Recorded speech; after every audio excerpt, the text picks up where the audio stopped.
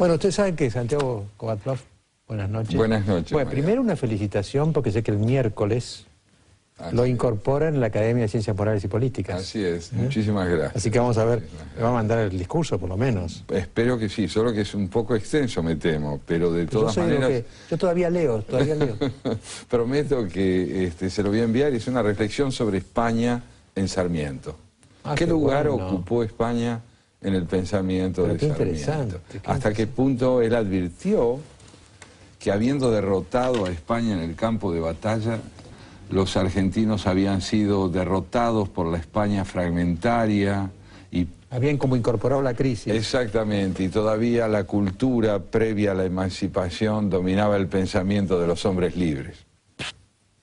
Veía bajo el agua, ¿eh?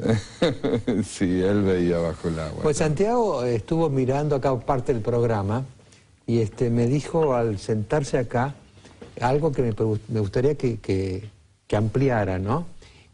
Como se habló mucho de corrupción esta noche, y se habló mucho de la vigencia de la ley, de los jueces, si podemos confiar en los jueces, me decía Santiago que él le impresiona mucho, yo no sé cómo llamarlo, la versatilidad de los argentinos cuando usan el lenguaje. El lenguaje parece que sirve para todo.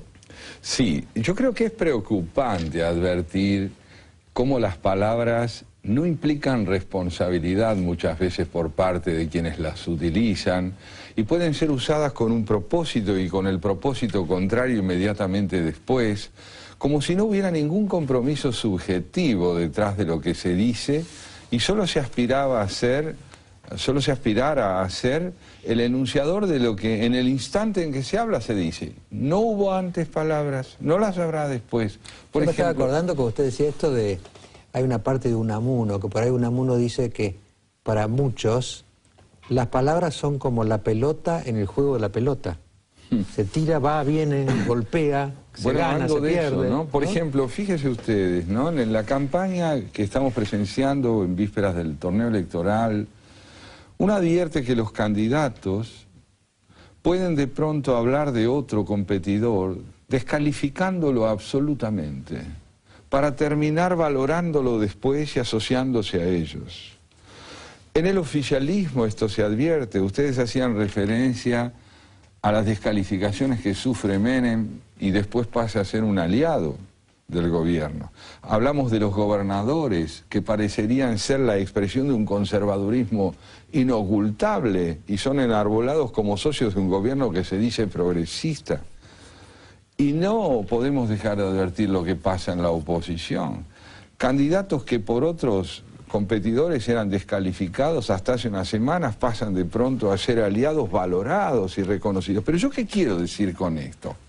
Pensemos en el electorado, que a lo largo de este programa también fue mencionado, la sociedad.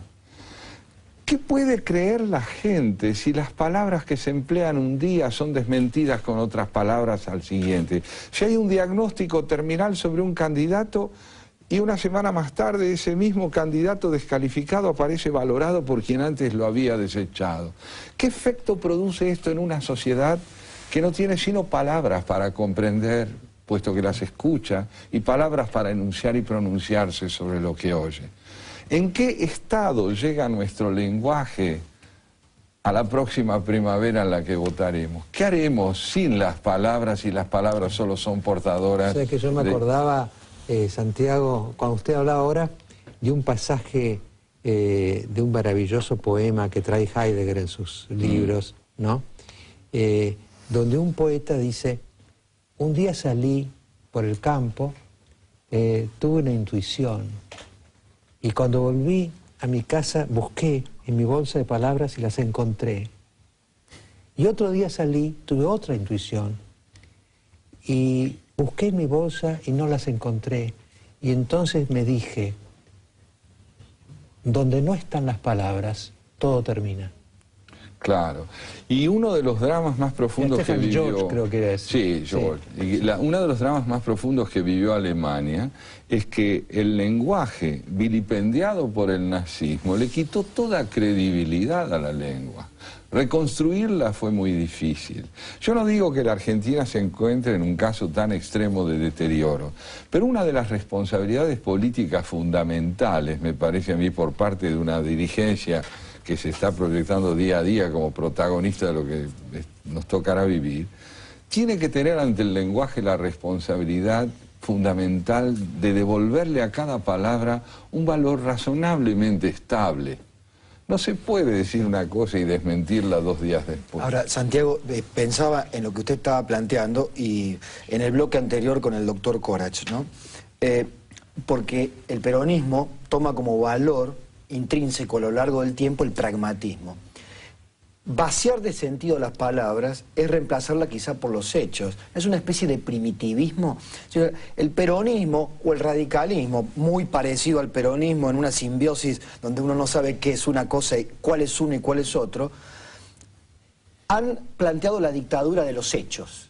Si te doy de comer o te doy un subsidio, no importa cómo le llamemos, no importa si es de izquierda o de derecha, si es de arriba, si es de abajo, si te miento te digo la verdad, te alimento, te subsidio, te doy. Y eso ya es un valor en sí mismo. Es una Argentina que se le está proponiendo de alguna manera el valor de lo fáctico. Este gobierno importa porque es mejor que los otros porque creció en la economía. ¿Es este desprestigio de la palabra también una dictadura del pragmatismo, lo que está proponiendo la pragmática política de hoy? Yo creo que el realismo sin principios es oportunismo, no es pragmatismo. Yo creo que ese realismo que induce a creer que los hechos pueden ser discernidos sin principios, se sitúa fuera del campo del pensamiento y se inscribe en el campo del instinto. Es el animal el que discierne la realidad sin principios y guiado precisamente por los recursos que la biología le ha dado. Nosotros no podemos proceder así. No hay duda alguna que debemos ser realistas, pero el realismo orientado por los principios, se convierte en la expresión de un pensamiento y de un repertorio de convicciones.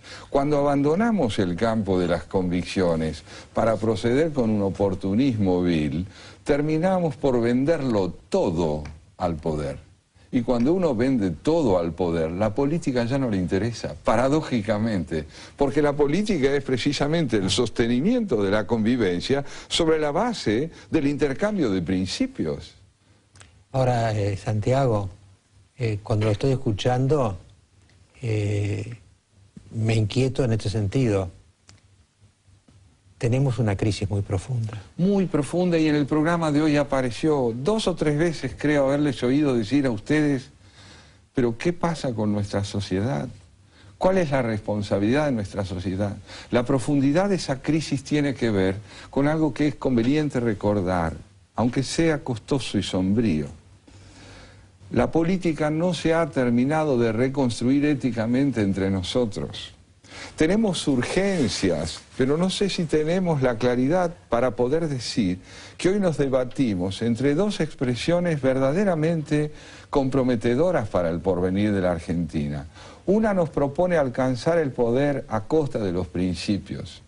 La otra nos propone sustituir este pragmatismo por un concepto de la República que aún no está estructurado en la sensibilidad de nuestra sociedad. No se le puede proponer a una sociedad un camino de justicia en el marco de la institucionalidad o en el marco de la República si esto no se ha transformado plenamente en una vivencia necesaria en nuestra comunidad. Ahora, Santiago, yo le haría esta pregunta. ¿No habrá una diagonal para que salgamos de esta situación? Y esa diagonal sería, creo yo, la ejemplaridad. Porque acá, por ejemplo, en Chile han tenido a Elwin, en Brasil han tenido a Cardoso y a Lula, ¿no? En Uruguay tienen varios, de Sanguinetti para acá. Es decir, conductas ejemplares. ¿Qué pasaría si apareciera un ser ejemplar en Argentina? Es que la ejemplaridad también es el síntoma de un repertorio de principios que han cobrado vida en una comunidad. Entonces, sin ejemplaridad posiblemente no tendremos liderazgos convincentes. Pero no hay duda alguna que para que esa ejemplaridad irrumpa es necesario también que se la convoque. Que la demanda social sea rotunda en la exigencia de ejemplaridad. Porque ese sí sería un síntoma de salud social notable. Si hubiera condenas sociales. Claro, y por lo tanto justicia. Claro, si me permite, para tratar de bajarlo a tierra en un concepto que pasó por este programa. Si las causas contra la corrupción demoraran menos que 14 años en ser juzgadas, por ejemplo, la gente podría unir la demanda de menor corrupción y la creencia en las instituciones. Si relativizamos las causas de corrupción, porque todos los países, en fin, tienen corrupción, y todas las sociedades son corruptas un poco, y aquí toleramos que una causa de corrupción como IBM Banco Nación o como Siemens sea un hecho natural, 106 millones de dólares repartidos entre funcionarios argentinos entre el 90 y 2007, bueno, que la justicia lo investigue, pero nosotros no tenemos nada que ver, pasa en otro plano. Eso es. La justicia, ¿qué viene a aportarnos en relación al lenguaje? Nos viene a decir, quien miente, paga. Claro. Quien miente, paga. Usted no puede usar impunemente las palabras para tergiversar sus conductas. Por lo tanto, mi tarea como juez es recordarle a usted que el lenguaje nos ha sido dado no para encubrir, sino para descubrir. Es para tratar de entender lo que hacemos. Esto parece ideal, pero lo cierto es que donde no hay justicia no hay política. Porque es cierto que quienes se disputan el poder pueden combatir ardientemente unos contra otros, pero la misión de la justicia es fijar las reglas y la ley, y recordarle a quien transgrede que es un transgresor, y a quien cumple que es un ciudadano cabal. Entonces allí se genera la ejemplaridad, Mariano. Mire, se me está ocurriendo sobre la distorsión de las palabras, Mariano y Santiago. Vamos a tener, y en la práctica, vamos a tener unas internas abiertas, consecutivas y simultáneas, el 14 de agosto. Hasta hoy, hasta esta noche, esas internas que debieran invocar opciones, no van a ser tales. O sea, es una palabra fijada por una ley electoral con un concepto que significa algo que en la práctica, la práctica política la ha vaciado de sentido. No van a ser internas, van a ser ratificaciones de partidos políticos. Si algún día los políticos leyeran más, tal vez advertirían lo que quiere decirnos Samuel Beckett en una obra que se llama Esperando a Godot. Es la obra de las palabras muertas. Es la obra donde se retrata a dos hombres que quisieran comunicarse, pero ya no creen en las palabras. Y no se trata de ser pesimistas, al contrario, yo creo que la esperanza nace de la idea de que una de las responsabilidades fundamentales del periodismo y de la ley es impedir que la palabra sea tergiversada y envilecida. Me parece que esa es la tarea fundamental del periodismo y de la ley, y de los escritores también. Es una especie de, para rematar estas reflexiones, una observación bíblica. Cuando no reinan las palabras, reina Babel. Y estamos en Babel. Cada uno habla de lo suyo, ¿no? Eso es. Pero no estamos hablando de algo en común. Del conjunto, ¿no es cierto?